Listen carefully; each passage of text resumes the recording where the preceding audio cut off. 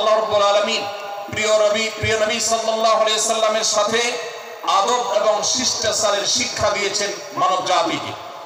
এবং আল্লাহ রাব্বুল আলামিন ঈমানদারদেরকে পরম মায়ার সাথে ডেকে ইয়া আইয়ুহাল্লাযীনা আমানু, হে ঈমানদারগণ, এই ডাকে আল্লাহ তাআলা ডেকে বলেছেন লা তুকাদ্দিমু বাইনা ইয়াদাইল্লাহি ওয়া রাসূলিহি, তোমরা আল্লাহ এবং তার রাসূলের সামনে আগ বেড়ে কোনো কথা বলবে না, আগ বেড়ে কোনো কাজ করবে না। একজন ঈমানদার, একজন মুসলমান, তার এই শিষ্টাচারের শিক্ষা তার জীবনে ধারণ করতে হবে।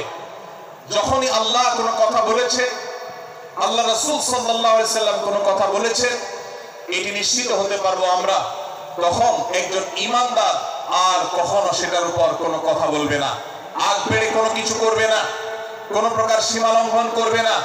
আল্লাহ রাসূল, আল্লাহ বলেছেন, আল্লাহ রাসূল বলেছেন, এটি শোনার পর সে তার আপাদমস্তককে সারেন্ডার করবে, সে নিজেকে আত্মসমর্পণ করবে।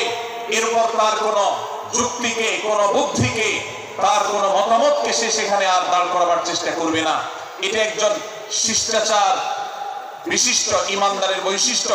কোরআন এই শিক্ষা আমাদেরকে দিয়েছে। ভাইরা আমার, এই শিক্ষাকে ধারণ করে আমরা যারা নিজেদেরকে মুসলমান দাবি করছি, আমাদের সম্মানীয় যারা আছেন, আল্লাহকে যেরকম আমরা সম্মান করি, আল্লাহ রাসূলকে যেরকম সম্মান করি, ঠিক একইভাবে আমাদেরকে যে সমস্ত মানুষগুলোকে সম্মান করার নির্দেশ করা হয়েছে, ওলামা একরাম রয়েছেন, আমাদের বাবা মা, বয়সে বড়, শিক্ষিত, এবং যারা আমাদের শিক্ষক বৃন্দ আছেন, এভাবে যারা আমাদের সম্মানের পাত্র আছেন, সে মানুষগুলোর সামনে আগ বেড়ে যেন কোনো কিছু না করি। সে আগ বাড়াটা কথার ক্ষেত্রে হতে পারে, চলার ক্ষেত্রে হতে পারে, আচরণের ক্ষেত্রে হতে পারে।